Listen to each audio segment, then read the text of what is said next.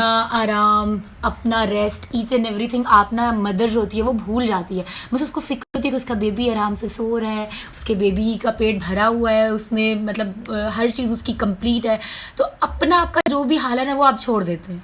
तो ये मेरे हिसाब से तो मुझे ऐसे लगता है एक वंडरफुल फीलिंग है जो कि वर्ड्स में आप डिस्क्राइब नहीं कर सकते। सही, बिल्कुल ऐसा ही है कि लफ्ज़ों में बताना बहुत ही मुश्किल है कि आप बताएं कि मम्मा बनने के बाद आपको कैसा लगता है। मम्मा बनने के बाद आपकी लाइफ एकदम सडन जो चेंज होती है ना, वो बहुत अच्छा, बहुत पॉजिटिव, बहुत प्यारा चेंज होता है। लेकिन ऑब्वियसली हम लोग उस चीज़ के आदी नहीं होते हैं, तो कुछ लोग परेशान हो जाते हैं, यानी कि आपकी जब नींद डिस्टर्ब हो जाती है, आप रेस्टलेस होते हैं, तो आपके अंदर एक थोड़ी सी इरिटेशन वाला आंसर, एक वो एलिमेंट ज़रूर आ जाता है।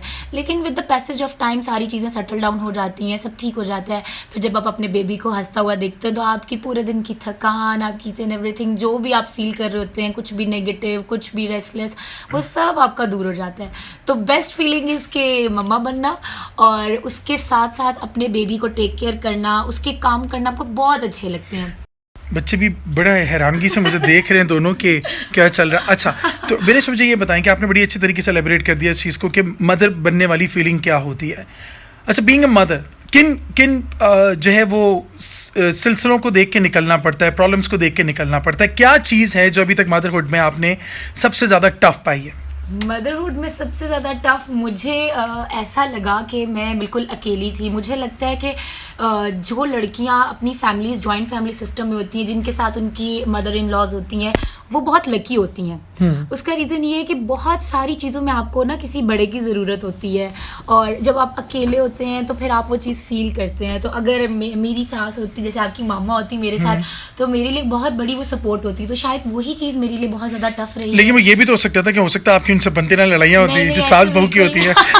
ऐसे बिल्कुल नहीं होता, क्योंकि मैं बड़ों की चीज़ों को ऐसे नहीं लेती कि हाय मुझे ये कह दिया, आपको भी पता है। हाँ। तो हम इतने सारे एक्सपीरियंसेस करके आए हैं, तो मुझे लगता है कि बड़ों का होना बहुत बड़ी नेमत होती है, और बहुत सारी चीज़ों में आपको उनकी ओपिनियन, उनकी परसेप्शन चाहिए होती है। तो जब वो आपको गाइड करते हैं, वो टाइम्स में हम लोग कैसे एक दूसरे से पूछते थे अब क्या करें, अब ऐसा हो रहा क्या करें। तो वो बड़ों का होना बहुत ज़रूरी होता है। बाकी ऐसा कुछ खास स्टफ मुझे नहीं लगता, यानी कि ठीक है, नींद वगैरह सेक्रीफाइस करना is all right, it's all okay. मुझे ये बताएं कि आपको मदरहुड में बच्चों के साथ काम करना, जॉब करना, ये कैसा टास्क है, कैसा एक जो है वो मुश्किल काम आपको लगता है या आसान लगता है? वेरी गुड क्वेश्चन, ये क्वेश्चन आपका बहुत अच्छा है। और यस, जब आप वर्किंग वुमेन होते हैं और बच्चों के साथ साथ आपको बाहर अपना काम भी देखना होता है, और आप उसके साथ भी किसी किस्म का कुछ ऐसा उसको फॉर ग्रांटेड भी नहीं ले सकते, आप अपने बच्चों को भी फॉर ग्रांटेड नहीं ले सकते, तो उन चीज़ों को बैलेंस करना बहुत ज़रूरी होता है। मेरे केस में एक अच्छी चीज़ ये है कि माशाल्लाह मेरे बच्चे भी सेंसिबल हो गए हैं, और वो मेरे साथ हर चीज़ को साथ साथ लेकर चलते हैं, जैसे मैं उन्हें गाइड करती हूँ वो वैसे करते हैं। तो बच्चे बहुत छोटे हों फिर टफ होते हैं, बच्चे माशाल्लाह बड़े हैं तो मैं हर चीज़ को बहुत अच्छे से बैलेंस लेके चलती हूँ। रोहान जैसे इंडिपेंडेंट ऑलमोस्ट, और हर चीज़ को अपनी सिस्टर को भी बहुत अच्छे से टेक केयर कर लेता है, तो समझाने में, बताने में ज़्यादा मुश्किल नहीं होता। अच्छा, आपकी जॉब भी जो है वो वैसे बेसिकली टीचिंग साइड की है, तो आपका बच्चों से वैसे भी ज़्यादा वास्ता पड़ता है, तो आपकी साइकी भी बच्चों की आप समझ जाती हैं आसानी से। बिल्कुल ऐसा ही है। जॉब भी, मेरे छोटे छोटे प्यारे प्यारे बहुत सारे बच्चे मेरी क्लास में, उनको मैं मतलब उनके साथ भी मुझे टाइम स्पेंड करना, उनको पढ़ाना बहुत अच्छा लगता है।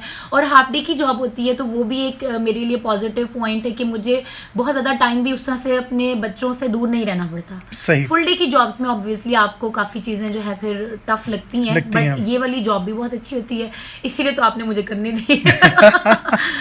उसके साथ साथ हम लोग जैसे और भी बहुत सारी चीज़ें कर रहे होते हैं, तो हम बच्चों को साथ साथ शामिल रखते हैं। सही। अच्छा, मुझे ये बताएं, क्या कहना चाहेंगी उन ख़वातीन को जो कि मदर्स हैं और थोड़ी सी कभी कभार इस तरह होता है डिसहार्ट हो जाती हैं, स्पेशली कुछ फैमिली की तरफ से ना सपोर्ट मिलने की वजह से, कुछ हालात को, कुछ महंगाई को लेकर कैसे साबिर हुआ जाए, कैसे जो है वो ज़िंदगी को पॉजिटिव लिया जाए, अच्छी वाइब्स कैसे उनकी आ सकती हैं?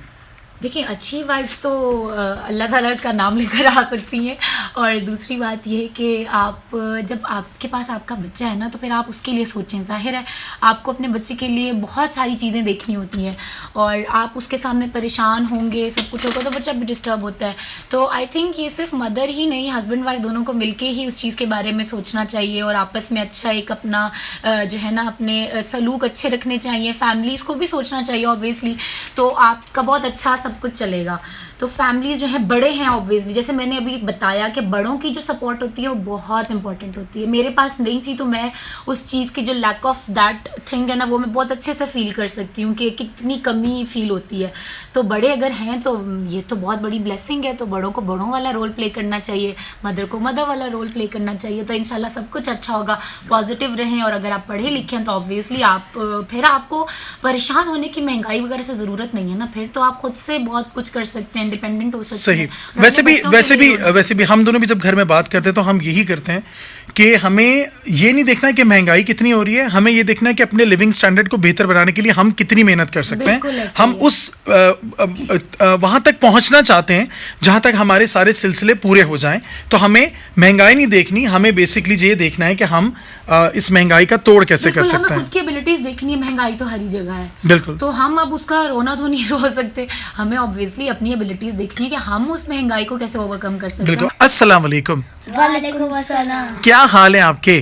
ठीक, हम ठीक, आप कैसे हैं? मैं तो बिल्कुल ठीक ठाक। आप सुनाएं, आप कैसे हैं? आवाज नहीं आ रही है, मना की आवाज जा रही होगी। मना करें हेलो। हाय। हेलो। आप बोले। हाय। इसकी आवाज रूहान की थोड़ी सी गड़बड़ कर रही है ना, आप थोड़ा करीब आ जाओ, इसको करीब कर लो। चलें जी, तो कैसे हैं आप लोग? ठीक, हम ठीक। मजा आ रहा है बहुत। मजा आ रहा है बहुत। अच्छा, आज आपको पता है मदर्स डे है? हाँ, वो तो हमें ऑलरेडी पता भी था। ऑलरेडी पता भी था। ये मेरी जो एक चालाक सी बेटी आ गई है ना, अभी आप लोग को मज़ा चखाएगी। अच्छा, मना ऐसा है कि थोड़ा सा मना को इस तरफ करके बिठाएं क्योंकि मना के हाँ ऐसे। अच्छा, अब मुझे ये बताएं कि मदर्स डे पे आपका क्या प्लान है आज? सीक्रेट है। सीक्रेट है? सीक्रेट। रूहान की तो आवाज़ ही ख़राब हुई हुई है। अच्छा, सीक्रेट है, वो नहीं बताना क्योंकि मदर साथ बैठी हुई है ना वो नहीं बताना है। अच्छा, मुझे ये बताओ, मामा सबसे अच्छी मामा के हाथ की फेवरेट चीज़ क्या लगती है रूहान को? अच्छा, इनको आदत पड़ी ना, सवाल पूछे तो हाथ खड़ा करते हैं दोनों बिरयानी। बिरयानी और हलीम है? बिरयानी हलीम। बिरयानी हलीम और शाशलिक। बिरयानी हलीम और शाशलिक अच्छी लगती है। और शोरबा। शोरबा ये कौन सी चीज़ है? ये कौन सी चीज़ है? ये मेरे ख्याल से वो जो चिकन वाला आप सालन बनाते हैं ना कभी कभार, उसको वो पसंद है शायद, इस वजह से। अच्छा, एक मुझे ये बताएं कि आप सबसे ज़्यादा आप दोनों में से मामा प्यार किसे करती हैं? हम दोनों को। दोनों को करते हैं। अच्छा, और आप दोनों सबसे ज़्यादा प्यार किसे करते हो, मामा को कि पापा को? दोनों को। दोनों को। बड़े बहुत तेज हैं ये, घर में ये जवाब नहीं होते इनके, ये जवाब नहीं होते। अच्छा, क्या कहना चाहोगे आप मदर्स डे पे अपनी मामा को, क्या कहना चाहोगे Ruhan? I love you mama. I love you mama. अरे वाह भाई वाह। अच्छा भाई, मामा के लिए फिर क्या कोई गाना प्रिपेयर किया हुआ आज है? मना ने तो किया हुआ होगा, सुन लेते हैं, है ना? चलो चलो सुना दो, चल। अगला मजबूरी नु आण जान की पसूरी नु ज़ेर बड़े हाँ तेरी पी जावा मैं पूरी नु आना सीओ नहीं आया दिल बात बात मेरा टकराया कागा बोर दिस्तावे पावा कान तो छोड़ दो। पावा क्यों दी चूड़ी नु रमाच बाबाच। ये मेरे बच्चे चले, ये उर्दू भी बड़ी मुश्किल से बोलते हैं बेचारे। मैं भूल गई। अच्छा, मुझे ये बताएं, क्या कहना चाहोगे आप सब बच्चों को, क्या कहोगे अपनी मदर से? आज अपनी मदर के साथ कैसे दिन सेलिब्रेट करें? अच्छा, कार्ड्स बनाएं, प्यार करें, कुछ अच्छा सा उनकी हेल्प करें। हेल्प में क्या करें? अगर कोई झाड़ू अगर कोई झाड़ू लगाने वाला नहीं है आपके घर में तो आज आप झाड़ू लगा दे। हाँ जी भाई, ये ठीक है। अगर कोई चीज मुश्किल है पर उठा नहीं सकते तो हम तो हेल्प करनी चाहिए। भाई, मामा की हेल्प तो किचन में भी हो सकती है ना, दूर दूर रह के, चूल्हे से दूर रह के, है ना? मतलब पानी की बॉटल्स आप भर के मामा से लेके आप फ्रिज में रख दें, है ना, घर में जो है वो चीज़ें सेट कर दें, अपने होमवर्क करने के बाद बुक्स वगैरह चीज़ें खुद उठा लें, अपने कपड़े जो स्कूल से आके जगह पे रखें ताकि मामा को हेल्प हो, है ना, ये छोटी छोटी सारी चीज़ें होनी चाहिए ना। और मम्मा को प्यार करे, मामा को बहुत सारा प्यार करे। अच्छा, अब मुझे ये बताओ, मदर्स डे तो सिर्फ एक दिन नहीं होना चाहिए ना, हर दिन ही मदर्स डे होना चाहिए। मदर्स से तो बहुत ज़्यादा प्यार करते हैं, हाँ जी, है ना, सही। अच्छा, रूहान क्या कहना चाहता है मदर को, कुछ कहना चाहते हो? I love you mama very much, you are the best mom ever. Thank you. Mana, आप क्या कहना चाहोगी? Oh mom is my love, wow. अच्छा, मना की तो वैसे ही दोस्ती सबसे ज्यादा मामा से है ना, है ना, मामा की सारा मेकअप, मामा की सारी ज्वेलरी चीजें वगैरह, मामा के कपड़े, सब चीजों पे नजर होती है, सब चीजों पे नजर होती है ना, सही। चलें, अच्छा, क्या मेरी क्या चीज़ ऐसी है बच्चों की, दोनों में सबसे ज़्यादा आपको सपोर्ट कौन करता है घर में काम करने में, चीज़ों में? अच्छा, ये इन दोनों के मूड्स पे डिपेंड करता है। वैसे mini is very helpful. Mini जो है वो, जैसे लड़कियां माओं को देख के हो जाती है ना, साथ साथ क्लीनिंग करना, चीज़ें जो है वो मेस सारा क्लीन अप कर लेना। तो रोहान का भी ये है, इसको कभी कभी तो बहुत ज़्यादा रोहान को जोश आ जाता है कि अच्छा, मैंने मम्मा जो है वो अकेले काम कर रही हैं तो मैं उनको हेल्प करूं। तो रोहान करने की कोशिश तो करता है, लेकिन वो खराब कर देता है, जो है वो मजीद मैस हो जाता है, बट फिर भी नहीं, ही ट्राइज। और रोहान जैसे फ्रिज में चीज़ें रख देते हैं, नीचे से अगर हम फर्स्ट फ्लोर पे रहते हैं तो रोहान उठा के चीज़ें ऊपर लाने में हेल्प कर देते हैं। इन चीज़ों में वो ज़्यादा। अच्छा, नॉर्मली रोहान खाने में हेल्प करता है मैं, कि खाना खाता है अच्छा खासा, खाता है ना। Rohan loves food. हाँ, फ्रिज में जगह कम पड़ी मगर तो रोहान फिनिश। फिर हमारे ये होता है कि जब कोई खाना बच जाता है या नहीं खाया जा रहा होता है, किसी रोहान प्लीज फिनिश इट, तो वो रोहान फिर हमें बहुत हेल्प करता है उसमें, जो है ना, क्लीन अप करने में हेल्प। हाँ, फ्रिज को क्लीन अप करने में, फ्रिज पे नजर भी बड़ी होती है रोहान की, है ना, ऐसा ही रोहान का। ठीक है जी, चले जी, हम अब आपको लेके जा रहे हैं एक और ट्रैक के जाने, उसके बाद लौट के वापस आएंगे तो आपकी कॉल्स को भी प्रोग्राम में शामिल करेंगे, आपके मैसेजेस को। प्रोग्राम के हवाले से आपका फीडबैक जरूर दीजिएगा। वो आप उस टाइम अपनी जॉब में स्पेंड कर देते हैं, फिर आप इतने रेस्टलेस हो चुके होते हैं कि ऑब्वियसली अगर बच्चा आपके पास आए भी तो आप वो टाइम नहीं उस तरह से या उस खुशी से नहीं दे पा रहे होते, जबकि वो टाइम सारा आपने अपने बच्चे के लिए ही सर्व किया है।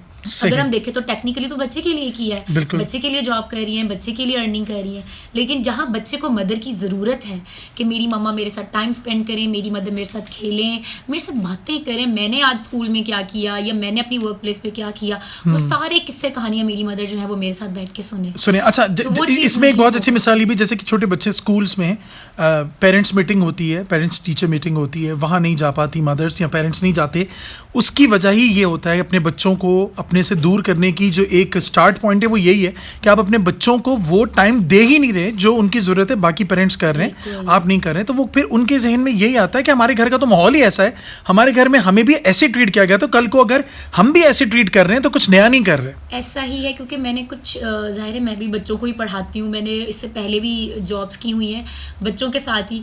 तो कोई इवेंट स्पेशली जो बच्चों को लेकर होता है, जहाँ पे सारे बच्चों के पेरेंट्स आए हों और कुछ बच्चों के किसी मसरूफियत की वजह से ना आ सकें, तो मैंने उन बच्चों के अंदर वो चीज़ और वो कमी, वो चाहत महसूस की है कि जब वो दूसरे अपने फ्रेंड्स को, अपने फेलोज को देख के कहते थे कि अच्छा आपकी मामा आई हैं, आपके बाबा आए हैं, मेरी बाबा बिजी थे, मेरी मामा ऑफिस में थी, तो वो बता तो नहीं सकते, लेकिन वो फिर मैंने इवन कि उनको छुप छुप के रोते हुए भी देखा है। तो कहीं ना कहीं वही चीज़ बिल्टअप होती रहती है, और जब बच्चे बड़े हो जाते हैं तो वो चीज़ बिल्टअप होके इस तरीके से फिर वो जो है ना सामने इम्प्लीमेंट हो जाती है हमारे, ये चीज़ होती है। सही। तो मेरे ख्याल से तो यही है कि आई थिंक बच्चे को टाइम देना चाहिए, बहुत ज़रूरी है।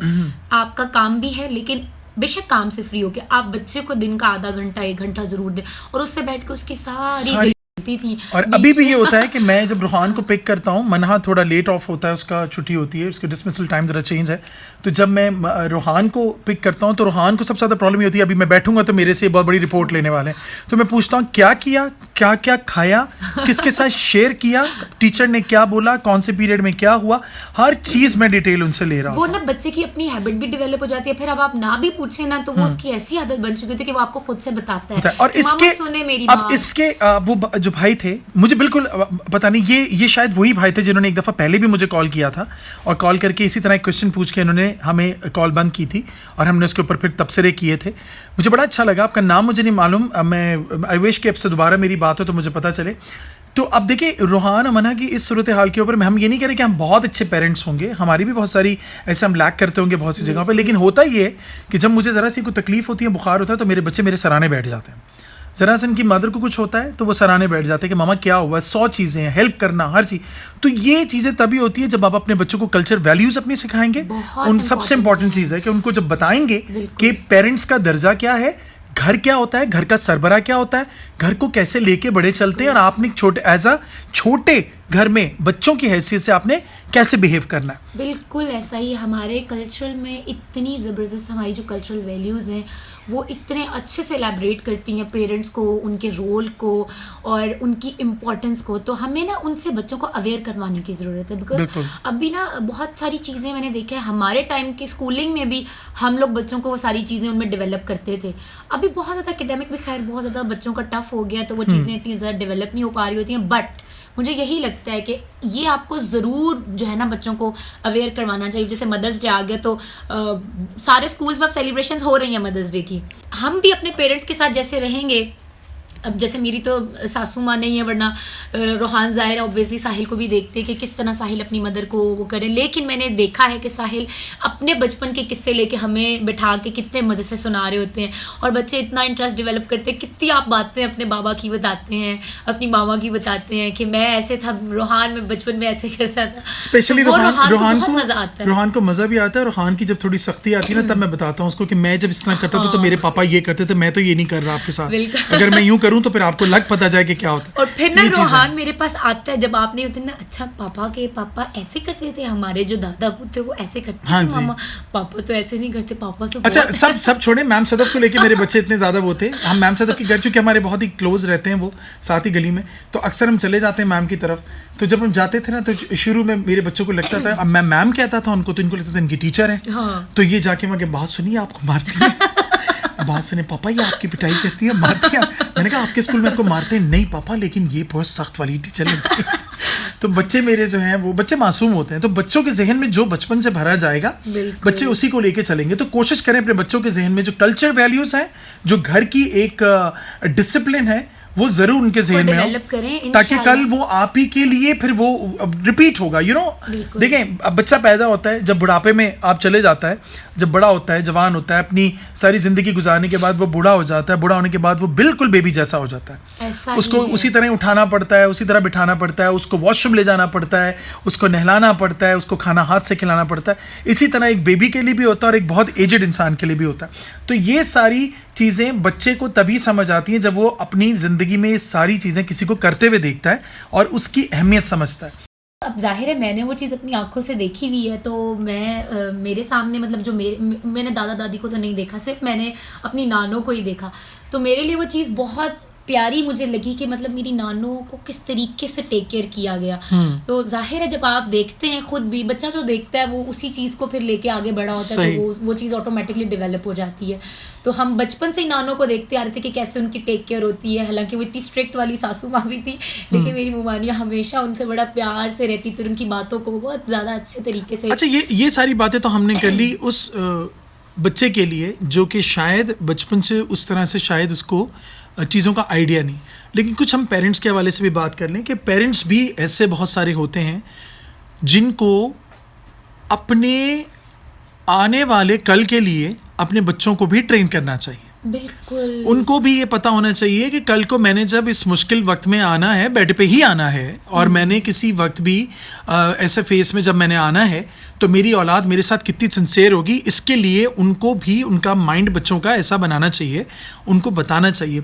ये गलती पेरेंट्स के एंड से भी अक्सर हुआ करती है, अपनी जिम्मेदारियों और चीज़ों में मसरूफ़ इतने हो जाते हैं, और बच्चे जो हैं वो ज़ाहिर है थोड़ा सा। और अच्छा, एक चीज़ और भी होती है, मैं यहाँ पे ना स्कूल को भी बड़ा ज़िम्मेदार ठहराऊँगा इस चीज़ का, कि स्कूल को भी जो है एक इस तरह की वैल्यूज़ को समझाना, बताना बहुत ज़रूरी है कि पेरेंट्स की अहमियत क्या है, ये तो बल्कि बाकायदा आई थिंक एक सब्जेक्ट होना चाहिए जिसमें बाकायदा तौर पे फैमिली के नाम से, फैमिली के कल्चर के हवाले से, फैमिली के हवाले से उसमें बात होनी चाहिए कि स्कूल में भी टॉपिक होना चाहिए ऐसा, या बच्चों को जैसे होता है ना स्पेशल क्लासेस होती हैं, उसमें बच्चों को ये बताया जाना चाहिए कि जी आज हम जब बात करेंगे, आज हम बात करेंगे फैमिली के ऊपर कि फैमिली जो है वो क्या है और फैमिली में अप एंड डाउन कैसे होता है और बुरा वक्त क्या होता है, अच्छा वक्त क्या होता है।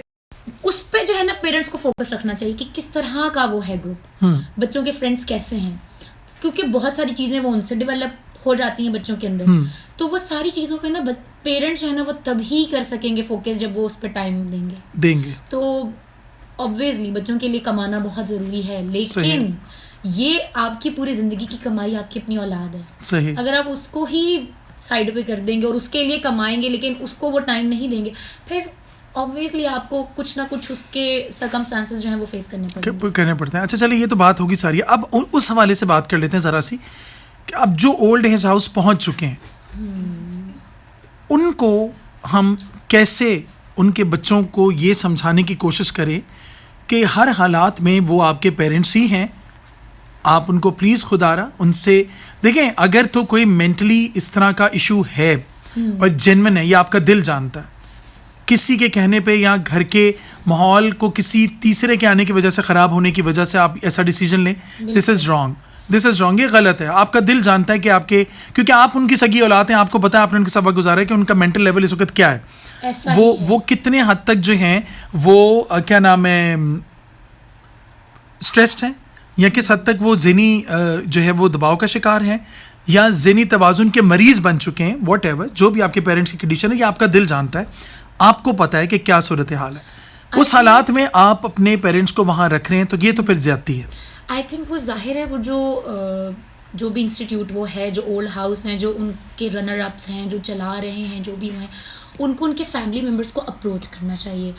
उनकी काउंसलिंग की क्लास होनी चाहिए, उनको बुलाना चाहिए, उनसे डिस्कशंस करनी चाहिए कि जाहिर है वो किसी को भी ऐसे तो नहीं रख लेते होंगे, उनकी फैमिली हिस्ट्री या उनके कॉन्टैक्ट्स कुछ तो रखते ही होंगे, तभी वो किसी को ऐसे रखते होंगे अपने बच्चे हैं या उनके दूसरे रिलेटिव्स हैं, जैसे कि फैमिली में और भी फैमिली मेंबर्स, मतलब पेरेंट्स की भाई बहन होते हैं, उनके बच्चे होते हैं, उनको बुलाना चाहिए, उनसे पूछना चाहिए, बात करनी चाहिए, उनकी काउंसलिंग की क्लासेस करनी चाहिए, बिकॉज वो भी अगर ये स्टेप ले रहे तो कोई ना कोई उनको भी। ये बड़ी अच्छी बात आपने की है बेनिश कि काउंसलिंग क्लासेस होनी चाहिए। काउंसलिंग क्लासेस से क्या होगा कि काउंसलिंग के लिए जो क्लासेस होती हैं, अगर आप सिर्फ अपने पेरेंट्स को हफ्ते में 1-2 दफ़ा वही 1-2 घंटे की क्लास दिलवा दें, तो शायद ये जो इदारे हैं, जो NGOs हैं, ये अगर ये इस तरह की क्लासेस मुनक्किद करते हैं और इस तरह पेरेंट्स की, इस तरह के पेरेंट्स जो कि मेंटली थोड़े से हो भी जाते हैं या थोड़ा सा उनका इशू है, तो वो इस क्लासेस के तौर पे भी ठीक हो सकते हैं और बहुत हद तक हो सकता है। देखिए नॉर्मली घर में जो ज़्यादातर फसाद या प्रॉब्लम है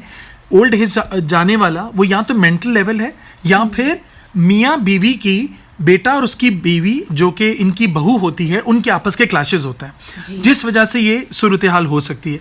तो ऐसे हालात में अगर आपको काउंसलिंग कर रहा है आपकी कोई अच्छा इदारा, पढ़े लिखे लोग जो कि आपको इस चीज़ से, इन सर्कमस्टांसेस से बाहर निकाल रहे हैं, तो ये एक बहुत अच्छी चीज़ है। बिल्कुल बिल्कुल, इसके लिए आपको काउंसलर्स हायर करने चाहिए, साइकोलॉजिस्ट बिछाने चाहिए, और वो बाकायदा जो है ना वो जिस तरह से आपका माइंड रीड करेंगे, आपके ना जो भी आपकी सोच है ना वो उसकी डेप्थ तक जाएंगे कि आखिर क्यों ये बंदा इस लेवल पे पहुंचा है। सही। तो वो तो बहुत बेहतर तरीके से गाइड करेंगे। बिल्कुल सही। आई थिंक ये बहुत अच्छा हो सकता है। हमें इस चीज़ के बारे में सोचना चाहिए, इस चीज़ को इम्प्लीमेंट करवाना चाहिए। जो भी NGOs या कोई भी हमें इस टाइम जो भी सुन रहे हैं, जो भी इदारे जिन तक हमारी आवाज़ पहुंच रही है, वो इस चीज़ के लिए कुछ सोचें, कुछ ऐसा प्लान करें, कुछ बच्चों के लिए मतलब कुछ भी ऐसा प्लान करें। थोड़े से भी शुरू करेंगे, कोई एक बच्चा भी अगर उस चीज़ को समझ लेता तो वो कितनी मेरे ख्याल पॉजिटिव चेंज है, बहुत बड़ा। दूसरी जो सबसे इम्पोर्टेंट चीज़ है वो यही, जो हर किसी की, हमारी भी बात हो रही थी अभी, मैंने कहा था आपसे कि अगर बच्चों के स्कूल्स में ही बच्चों को इस चीज़ की तरबियत दी जाए तो वो ज़्यादा बेहतर हो सकता है कि उनको अपने माँ बाप की असल वैल्यूज़ का पता चले। क्योंकि बच्चे ना फॉर ग्रांटेड लेंगे, अगर मदर कहेंगे ना मैं तुम्हारी मामा हूँ या फादर कहेंगे मैं तुम्हारे पापा हूँ और बेटा पापा से ऐसे नहीं करते, मामा से नहीं करते, तो वो शायद उस चीज़ को समझेंगे नहीं, क्योंकि उनको पता है यहाँ तो जिद करनी है, यहाँ चल जाएगा। जैसे हमारी मना है, हमारे साथ बहुत जिद्दें कर लेती है, लेकिन जब उसको स्कूल में कोई बताएगा कि मेरे तो पेरेंट्स के साथ आज मैंने ये किया, तो वो ऑटोमेटिकली हमारे साथ वो उन चीज़ों में इन्वॉल्व इवॉल्व होना शुरू हो जाती है जो कि हमारे लिए अच्छी होती हैं और हमारे साथ मोहब्बत का इजहार करने वाली बिल्कुल होती है। ऐसा ही है, बिल्कुल भाई ने बहुत अच्छे पॉइंट्स जो हैं वो उन्होंने शॉर्टलिस्ट कर दिया एक्चुअली, वही पॉइंट्स को उन्होंने बड़े अच्छे से एलैबोरेट कर दिया। तो पीयर ग्रुप, आपकी तरबियत, आपके कोर्स में, आपकी करिकुलम में अगर वो चीज़ें इंक्लूड हो जाएं तो ऑब्वियसली वो बहुत ज़्यादा जो है ना गहरा असर छोड़ती हैं। ऐसा छोड़ती है। एक और कॉल की जाने पड़ेंगे, देखिए मसा कौन है। हेलो जी, अस्सलाम वालेकुम। जी वालेकुम अस्सलाम, कौन बात कर रही हैं? जरा जोर से बोलेंगे प्लीज। कौन बात कर रही हैं? अरीबा हरिपुर से। अरीबा, आपकी आवाज बहुत कम आ रही है।